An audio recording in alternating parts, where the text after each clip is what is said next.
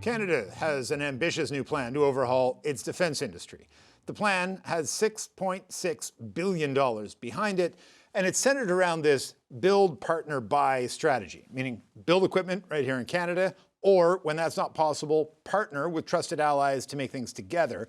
And only when necessary, Canada will buy equipment outright from other countries. The goal is to award 70% of federal defence contracts to Canadian firms within a decade and create 125,000 new jobs across the country by 2035, as well as increase Canada's defence exports by 50%. Secretary of State for Defence Procurement Stephen Fuhr joins me now. Stephen, thanks for joining us. Before we really get into the nuts and bolts of the strategy, the size of your government grew by one today. It makes this a little bit easier to sort of get through the House. I wonder what you think of Matt Jenner's choice to cross the floor and join the government ranks today. Well, I mean, I just heard about that this morning, like the rest of us did. I remember Matt from the 42nd Parliament.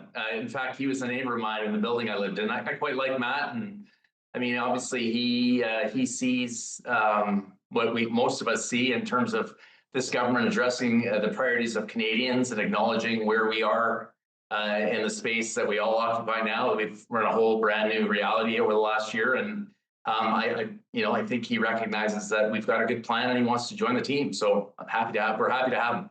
I get why you're happy to have him, and I'm a big believer that in a democracy, this is how these things work. Do you worry about explaining to your constituents, at least, that he said he was going to resign and has now joined the government instead, that there is some discrepancy in his messaging around that? You know, I'll leave it up to Matt to make his own decisions. I mean, he said what he said. I mean, it's a change in circumstance. Things change. My recollection was he had some family things he needed to sort out or spend more time with his family, and that was months ago. So he's obviously resolved that, and he cares about the country, he cares about his community, and the most tangible way he thought he could help was just to stay where he was in terms of being a member of Parliament for the community he serves, and to join a team that has a plan for the future that will meet the moment. So I think that's where we're at. All right, let's dig into this, because you're going to be responsible for this defense investment agency. The success of this is going to depend on the government getting this done. I'm old enough to remember the shipbuilding strategy that languished and took way too long for anything to get done. What do you need to see different to actually accomplish the goals set out in this strategy? Well, I think this defense investment strategy that we dropped yesterday was a long time coming. Obviously, we have to deliver capability to the Canadian Armed Forces faster than we have been able to do that over the years, and the legacy system just wasn't capable of delivering at speed over the long term. It could surge once in a while. It surged successfully, you could argue, for Afghanistan, but given the amount of procurement that needs to be done, again, to meet the moment, to meet our 2% short term, like a month away, 5% by the end of 2035, we need a different system. And this agency was put together largely informed by an all-committee report from 2024, the National Defence Committee, a committee I used to chair back in the 42nd Parliament, who had recommendations that all parties agreed on.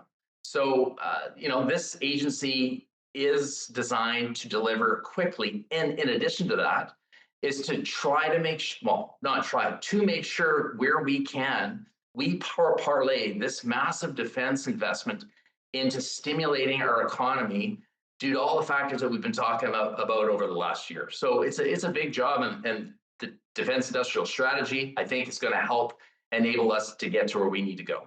I've been trying to figure out how to articulate this question since the strategy dropped. So forgive me if this is a little bit bumbling, but I guess it comes down to, can you overcome the obstacles that impeded the last strategies and the last investment plans like this without sort of naming them and saying, this is what happened wrong the last time, and this is how we're going to do it differently this time? Well, to be fair and to acknowledge what you just said, I mean, defense procurement's been decentralized for more than half a century. So to get it to where, despite the fact that everyone agreed that it needed probably to go back to a centralized way of doing things, they just couldn't get the toothpaste back in the tube. We've done that. So why this is, as it is right now, remarkably different than any other effort that we could talk about over the last several decades, is this agency has authority. That's key. It has resources, and it has now a budget. Right? We have a federal budget that's going to give us the fiscal resources we need to move. So we have all the elements that we need to get it done. And so we're set up for success. And I would argue we're already delivering. We've pushed 2 procurements out the door already. Global 6500, which was a replacement for the Challenger fleet for the RCAF. Telesat MDA strategic partnership for mill-grade SATCOM for the Canadian Armed Forces. And we've set submarines, which could be the biggest procurement we ever do if we buy all 12 subs and we add an infrastructure.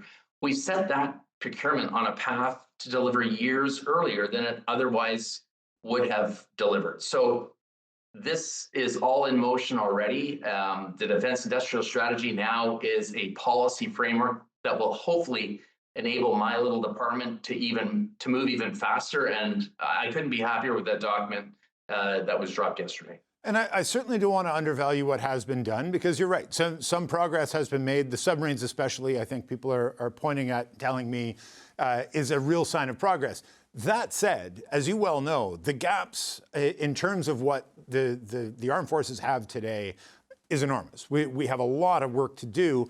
You've got this build, partner, buy strategy where you build at home when you can, you partner when you can't do that, and then eventually, if you have to buy it abroad, you buy it abroad.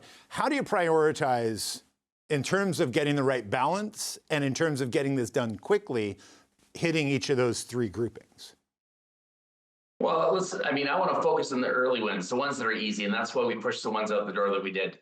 Canada has unique capabilities, best in the world capabilities. I'll give you a couple of examples. Canada is one of the only countries, there's a couple, but one of the only countries in the world that can design, build, and certify a transport category aircraft. We need to preserve that, and we will. And that made getting that Global Express or the Global 6500 an easy decision. We built it in Canada. That's what the military wanted. Let's just get it done. Icebreakers. Canada is one of the only countries in the world. There's only a handful that can design, build a heavy icebreaker.